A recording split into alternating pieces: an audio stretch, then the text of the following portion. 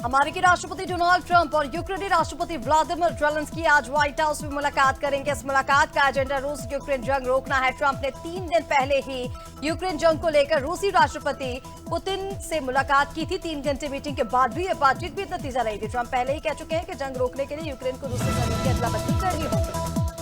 अमेरिकी राष्ट्रपति Donald Trump के विशेष दूत स्टीव विटकॉफ ने रविवार को कहा कि अलास्का में ट्रंप के साथ हुई वार्ता में रूसी राष्ट्रपति व्लादिमीर पुतिन पहली बार यूक्रेन को नाटो जैसी सुरक्षा गारंटी देने पर राजी हो गए हैं। एक इंटरव्यू में विटकॉफ ने बताया कि प्रस्तावित डील के तहत अमेरिका और यूरोपीय देश यूक्रेन को नाटो के आर्टिकल 5 जैसी सुरक्षा व्यवस्था मुहैया कराएंगे। यूक्रेन की सिक्योरिटी सर्विस ने दावा किया है कि जंग शुरू होने के बाद से रूस ने अब तक 21,000 यूक्रेनी बच्चों को किडनैप किया। इन बच्चों को अलग अलग ठिकानों पर रखकर उन्हें यूक्रेन के खिलाफ जंग लड़ने के लिए ब्रेन वॉश किया जा रहा है। तो वहीं येल यूनिवर्सिटी के रिसर्च ग्रुप ने पब्लिक डेटाबेस और सोशल मीडिया पोस्ट के जरिए जानकारी।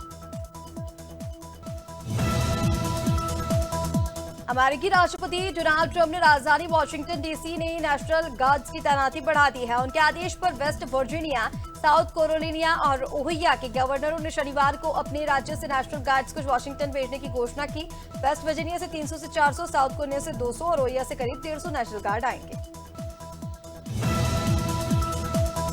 अमेरिका के न्यूयॉर्क में रविवार को कई बंदूकधारियों ने ब्रुकलिन के एक होटल में लोगों पर गोलीबारी कर दी। इसमें 3 लोग मारे गए, 8 घायल हो गए। ब्रुकलिन पुलिस कमिश्नर के मुताबिक आपसी विवाद के बाद इस घटना को अंजाम दिया गया। मरने वाले 3 पुरुष हैं। घायलों को फौरन पास के अस्पतालों में एडमिट किया गया, जहां उनकी हालत गंभीर बनी हुई है। पुलिस आरोपियों की तलाश में जुटी हुई है। महाराष्ट्र के राज्यपाल सीपी राधाकृष्णन एनडीए के उपराष्ट्रपति पद के उम्मीदवार होंगे। रविवार को हुई भाजपा संसदीय दल के बैठक में उनके नाम पर सहमति बनी। भाजपा अध्यक्ष जेपी नड्डा ने प्रेस कॉन्फ्रेंस कर राधाकृष्णन के नाम का ऐलान किया। राधाकृष्णन 21 अगस्त को नामांकन दाखिल करेंगे। इस दौरान एनडीए शासित राज्यों के सभी मुख्यमंत्री उप मुख्यमंत्री मौजूद रहेंगे। सासाराम यानी कि बिहार में रविवार को आयोजित वोटर अधिकार यात्रा के दौरान आरजेडी प्रमुख लालू प्रसाद यादव ने अपनी ठेठ देसी अंदाज में बीजेपी पर हमला करते हुए लागल लागल झुलनिया में धक्का, पलम कलकत्ता चला। लालू की बात सुनकर मंच पर उनके बगल में बैठे राहुल गांधी भी मुस्कुरा दिए। लालू ने कहा, चोरों को हटाइए, बीजेपी को भगाइए। प्रधानमंत्री नरेंद्र मोदी ने विपक्ष पर निशाना साधते हुए कहा कि पिछली सरकारें दिल्ली के स्वच्छता साथियों को गुलाम समझती थी, सर पर संविधान रखकर नाचने वाले ही उसे कुचलते थे। उन्होंने कहा कि दिल्ली में एक खतरनाक कानून था जिसके चलते अगर कोई सफाई मित्र बिना बताए काम पर नहीं आता तो उसे 1 महीने के लिए जेल में डाला जा सकता था। वहीं राहुल गांधी ने बिहार के सासाराम से शुरू हुई अपनी वोटर अधिकार यात्रा के दौरान चुनाव आयोग पर आरोप लगाया। उसने महाराष्ट्र में 1 करोड़ नए वोटर पैदा किए। उन्होंने कहा कि 1 करोड़ वोटर का फर्क था। जहां भी नए वोटर आए, बीजेपी का गठबंधन जीता। हमें जितने वोट लोकसभा में मिले उतने ही विधानसभा में भी मिले।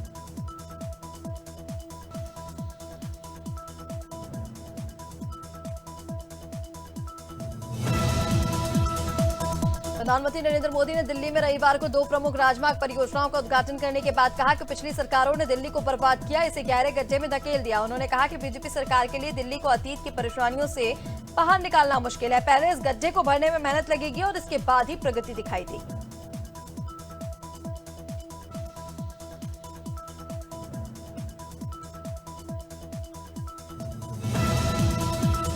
जगदीशपुर कोतवाली क्षेत्र के नौराड के पास दर्दनाक हादसा हुआ। मुंबई से सिद्धार्थनगर लौट रहे अब्दुल्ला की बाइक पेड़ से टकरा गई। 2 दिन से बाइक चलाने के कारण थकावट में सुबह गाड़ी डिसबैलेंस हो गई थी। हादसे में अब्दुल्ला की मौके पर ही मौत हो गई। साथ ही आलम को मामूली चोटें आई। पुलिस ने शव को कब्जे में लेकर पोस्टमार्टम के लिए भेजा। आलम का इलाज सीएचसी जगदीशपुर में जारी है।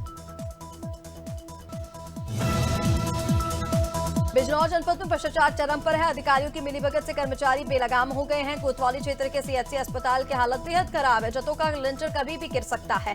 मरीज जान जोखिम में डालकर इलाज करने को मजबूर हैं। डॉक्टर ने कई बार शिकायत की लेकिन कोई कार्रवाई नहीं हुई। अस्पताल प्रशासन बेपरवाह बना हुआ है। ऐसा लगता है जैसे किसी बड़ी दुर्घटना का इंतजार हो रहा है।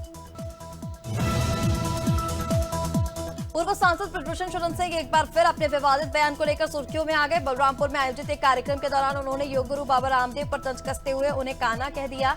उनके इस बयान के सामने आते ही सियासी हलकों में हलचल तेज हो गई है।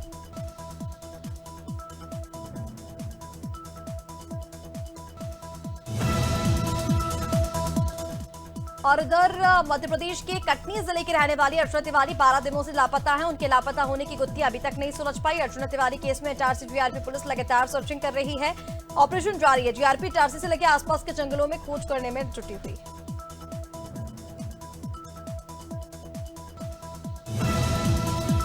अलीगढ़ नगर निगम ने आज से स्वच्छ अलीगढ़ स्वस्थ अलीगढ़ अभियान की शुरुआत की, जिसका आगाज सेंटर पॉइंट से जनप्रतिनिधियों और प्रशासनिक अधिकारियों की उपस्थिति में दर्ज हुआ। इस अभियान का उद्देश्य शहर को कचरा मुक्त और हरित बनाना है, साथ ही नागरिकों की स्वच्छता के प्रति जागरूक करना। और नगर निगम ने अपील की है कि नागरिक कचरा सड़क पर न फेंके, उसे केवल डोर टू डोर कलेक्शन वाहन कूड़ादान में ही डालें। महोबा में एक ऑडियो वायरल हो रहा है, जिसमें महिला थाना प्रभारी शराब ठेका संचालक से आर्थिक सहयोग के नाम पर 20,000 रुपए मांगती सुनाई दे रही हैं। आरोप है कि रक्षाबंधन के दिन महिला थाना प्रभारी गश्त के दौरान यहां से गुजरी और ठेके पर भीड़ देखकर रुक गई। इसके बाद संचालक को फोन पर 20,000 रुपए की डिमांड की गई और बाद में 10,000 रुपए सौदा तय किया गया। ऑडियो वायरल हुआ। रायबरेली के पचरावा थाना क्षेत्र में एक नाबालिग बच्ची के साथ दुष्कर्म का मामला सामने आया। बच्ची अपने परिजन के साथ जन्माष्टमी की झांकी देखने गई थी, तभी गांव का युवक उसे टॉफी देने के बहाने खेत ले गया, उसके साथ दुष्कर्म किया। एसएसपी का इस मामले पर कहना है कि आरोपी की पहचान कर ली गई है, जल्द ही उसे गिरफ्तार किया जाएगा।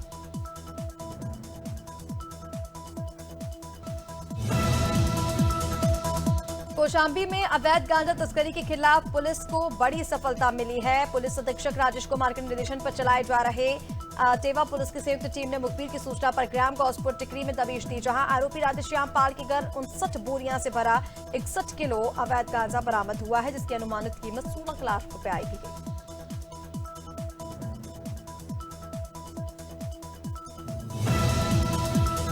अलीगढ़ में आज वीआर एनिमल्स लवर्स के बैनर तले पशु प्रेमियों ने शांति मार्च निकालकर बेजुबानों की आवाज बुलंद की। रैली में लोगों ने दिल्ली के सामुदायिक कुत्तों को जबरन शेल्टर होम में बंद करने के फैसले का कड़ा विरोध किया। पशु प्रेमियों का कहना था कि समाज से अलग करना अमानवीय है और व्यवहारिक भी नहीं। उनका कहना है कि असली समाधान केवल नसबंदी, रैबिस टीकाकरण और भोजन पानी की व्यवस्था से संभव है।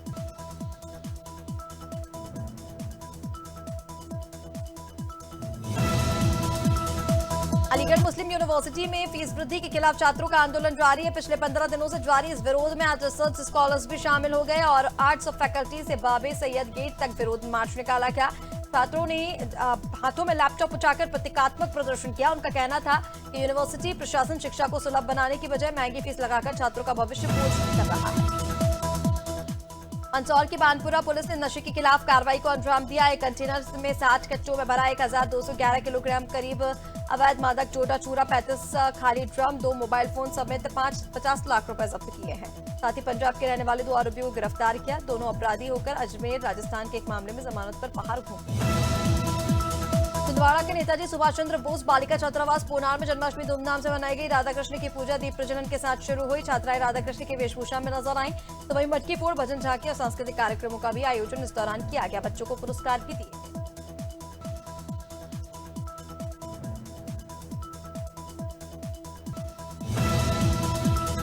चंदेरी में जन्माष्टमी पर नगर पालिका प्रांगण में विशाल मटकी फोड़ प्रतियोगिता हुई। चंदेरी महोत्सव समिति द्वारा आयोजित कार्यक्रम में कलेक्टर आदित्य सिंह मुख्य अतिथि रहे। तीनों टीमों ने भाग लिया। 25 फीट ऊंची मटकी फोड़कर हाटकापुरा टीम ने पहला पुरस्कार जीता। टीम को 51,000 रुपए प्रदान किए गए। बड़ी संख्या में दर्शक मौजूद रहे। पुलिस और स्वास्थ्य विभाग की टीम ने सुरक्षा संभाली।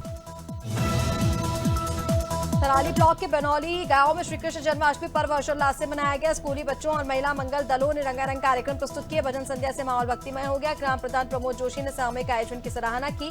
महिला अध्यक्ष निशा चिनवान ने सबके उत्साह की तारीफ की। बड़ी संख्या में इस दौरान ग्रामीणों ने भाग लिया। आयोजनों ने गाँव में उमंग और एकता का संदेश दिया। आगर मालवा में जन्माष्टमी के दिन पुलिस की पहल से बिछड़ा परिवार फिर एक हो गया। सीएम हेल्पलाइन की शिकायत पर नलखेड़ा पुलिस ने पति पत्नी को 3 साल बाद मिलाया। पुलिस की समझाइश से दोनों ने एक दूसरे को माला पहनाई। बच्चे को भी माला पहनाकर रिश्ते को संजोया। ये कदम समाज के लिए मिसाल बना।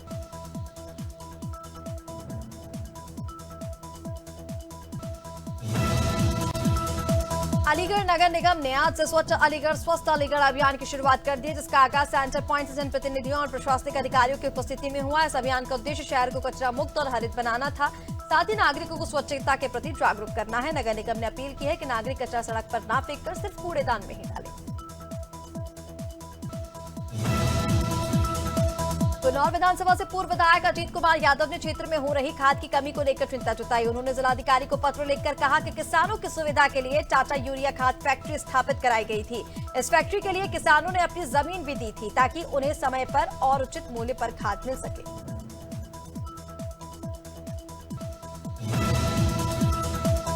झांसी के भगवंतपुरा में ब्यूटिशियन मीनू प्रजापति की लाश फांसी के फंदे पर लटके मिली। पुलिस ने शव को पोस्टमार्टम के लिए भेजा। मीनू अपने बॉयफ्रेंड इरफान के साथ लिव इन रिलेशनशिप में रह रही थी, जिस पर भाई ने हत्या के आरोप लगाए हैं। दावा किया है कि शव जलाने का दबाव बनाया गया। इरफान पहले 2 शादियां कर चुका है। पुलिस पूरे मामले की जांच पड़ताल में जुट गई है।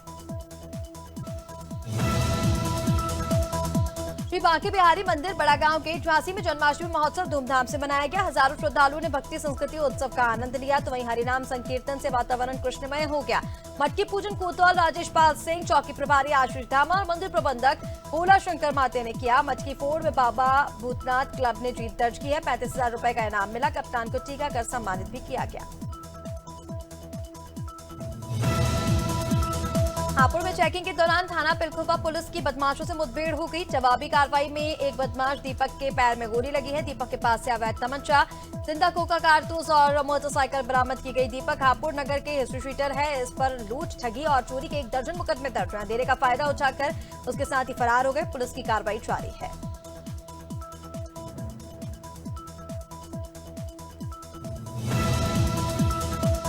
शेयर बाजार के लिए 21 और 22 अगस्त की तारीख अहम है।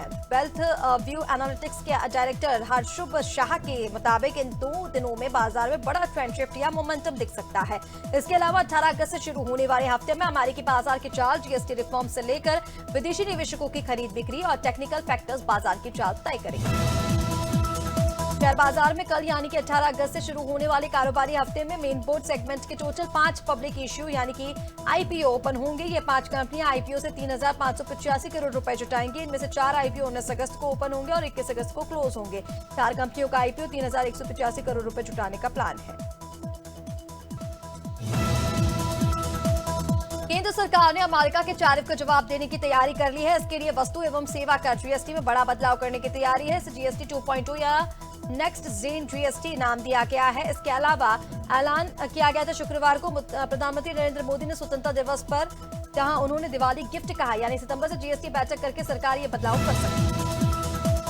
एप्पल के लिए स्मार्टफोन बनाने वाली कंपनी फॉक्सकॉन ने भारत में आईफोन 17 का प्रोडक्शन शुरू कर दिया है। आइकॉनिक टाइम्स की रिपोर्ट के मुताबिक ये प्रोडक्शन बेंगलुरु के नए प्लांट में शुरू हुआ है। भारत में ये यूनिट चीन के बाहर फॉक्सकॉन की दूसरी सबसे बड़ी मैन्युफैक्चरिंग साइट है, जिसमें लगभग 25,000 करोड़ रुपए का निवेश किया गया है। भारत और अमेरिका के बीच द्विपक्षीय व्यापार समझौते को लेकर बातचीत टल सकती है। 25 या 29 अगस्त से होने वाली थी। पीटीआई के मुताबिक अब यह बैठक बाद में होने की संभावना है। अब तक इस समझौते के लिए 5 दौर की बातचीत पूरी हो चुकी है। 6ठे दौर के लिए अमेरिका टीम को भारत आना पड़ेगा।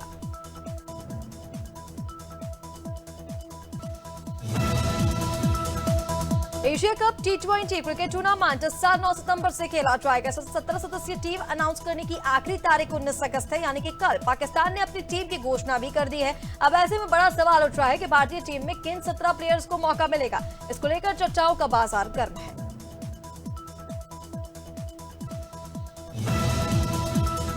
पाकिस्तान क्रिकेट बोर्ड ने एशिया कप 2025 और उससे पहले खेली जाने वाली यूएई ट्राई सीरीज के लिए 17 मेंबर्स वाले टी20 स्क्वाड का ऐलान कर दिया है। टीम में बाबर आजम और मोहम्मद रिजवान को शामिल नहीं किया गया। टीम की कप्तानी ऑलराउंडर सलमान अली आगा को सौंपी गई। एशिया कप यूएई में 9 से 28 सितंबर तक खेला जाएगा।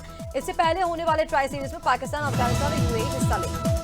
पूर्व भारतीय स्पिनर रविचंद्रन अश्विन ने चेन्नई सुपर किंग्स द्वारा डेवाल ब्रेविस को साइन करने पर दिए अपने बयान पर सफाई दी है। उन्होंने कहा कि उनका असली फोकस साउथ अफ्रीकी बल्लेबाज की बैटिंग पर था, न कि आईपीएल 2025 के बीच सीजन में उनके साइनिंग अमाउंट पर।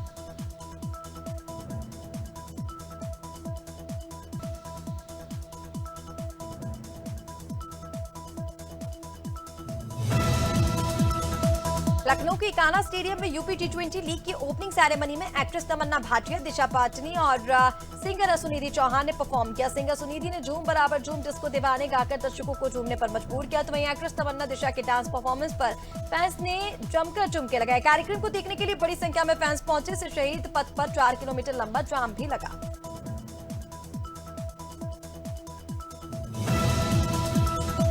ऑस्ट्रेलिया दौरे पर गई इंडिया ए वुमेन्स टीम को तीसरे वनडे में हार का सामना करना पड़ा। ऑस्ट्रेलिया ने यह मैच 9 विकेट से जीत लिया है। हालांकि भारत ने 3 मैचों की वनडे सीरीज 2-1 से अपने नाम की। भारत ने पहला वनडे 3 विकेट से और दूसरा 2 विकेट से जीता था।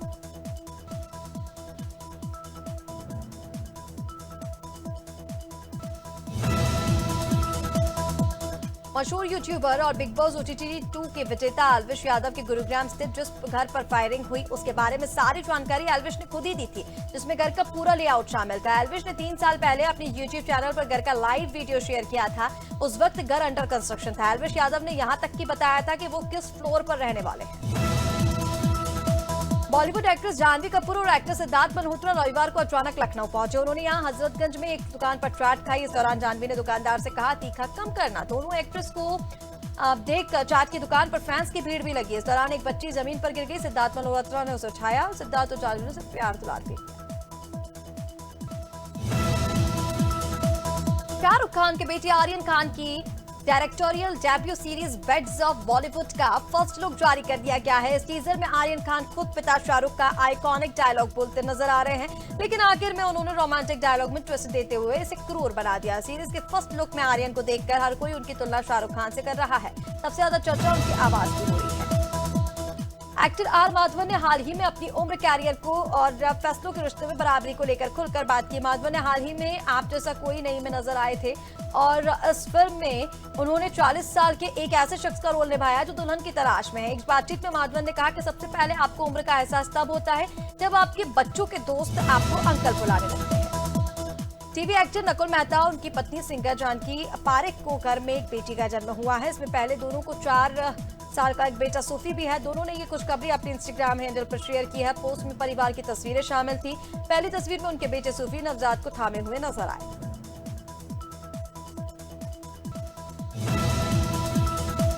मध्य प्रदेश के 14 जिलों में सोमवार को तेज बारिश का अलर्ट है। इनमें 4 जिले देवास, हरदा, खंडवा और बुरहानपुर में 24 घंटे के अंदर अति भारी बारिश हो सकती है। तो वहीं इंदौर, नर्मदापुरम, जबलपुर और भोपाल संभाग के अन्य 10 जिलों में भारी बारिश की चेतावनी है। अगले 3 दिन यानी कि यहां सिस्टम एक्टिविटी देखने को मिलेगी।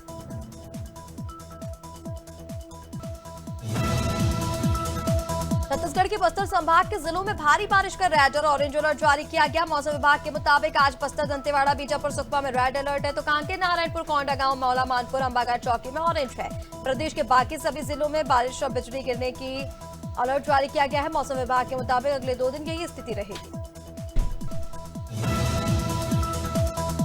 यूपी में लगातार हो रही बारिश से नदियां उफान पर हैं। मौसम वैज्ञानिक अतुल कुमार सिंह ने बताया कि उत्तर प्रदेश में मानसून अपनी सामान्य स्थिति से दक्षिण की ओर खिसक गया। बंगाल की खाड़ी में बना निम्न दबाव क्षेत्र दक्षिणी उड़ीसा और उत्तरी आंध्र प्रदेश तट को पार कर चुके हैं। इन्हीं वजहों से उत्तर प्रदेश में अब तक 30 अगस्त तक मानसून एक्टिव नहीं रहेगा।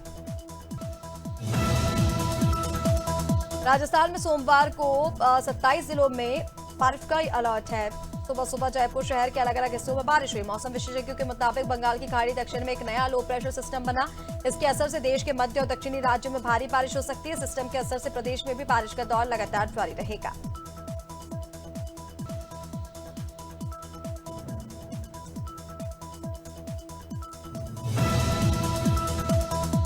और हिमाचल प्रदेश में लगातार तेज बारिश हो रही है। इससे रविवार को बिलासपुर जिले में जलती चिता की डूब गई। चिता के पानी में बहने का खतरा देख तुरंत जेसीबी मंगवाई गई, जिसके बाद मलबा डालकर पानी के बहाव को दूसरी तरफ मोड़ा गया।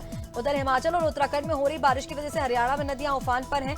रविवार को 4 बजे अत्तीकुंड बैराज में यमुना नदी का जलस्तर 1 लाख के ऊपर पहुंच गया था।